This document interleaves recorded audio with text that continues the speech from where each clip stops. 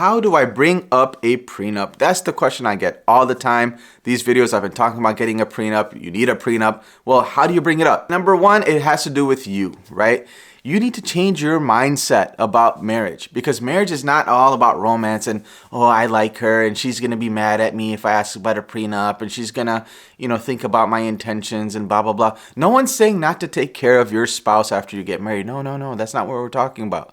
But what we're talking about is that marriage is not all about romance. It's not all about being lovey-dovey and lust. Yes, that's a big part of it.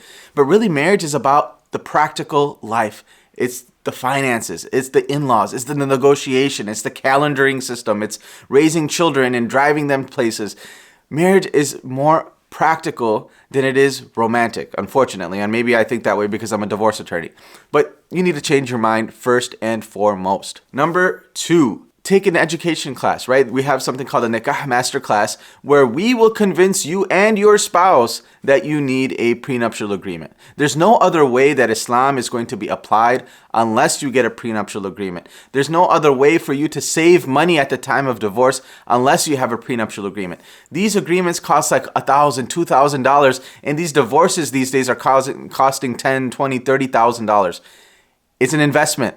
It's an insurance policy, right? Number three is these marriage websites, right? These marriage apps, Muzz and Hafardeen and all of them, they need to have a prenup preference indicator. Just like they have indicators as to, I want a man that prays 5 times a day. I want a man that's 6 feet tall. I want a man with 6-foot abs. I want a man who makes $100,000. I want a man who's never messed around. I want a man, blah, blah, blah, blah, blah. All these things. Well, why don't you throw in there a prenup, right? Are you cool with the prenup? Do you require a prenup? And I'm talking about both men and women here, and I know I kind of picked on the women, but yeah, both of you should have a prenup preference indicator, and Muzz and Hafardeen, you could pay me later. My next tip is to bring it up early, right? Don't wait until the week before the wedding. You got to bring it up early on. As soon as you start talking about finances, as soon as you start talking about logistics and mahr, this is where the prenup needs to come. Again, this is not to say I don't trust you, right? But this is a reality, number one. And number two is that we want our marriages and our divorces to be governed by Islamic law.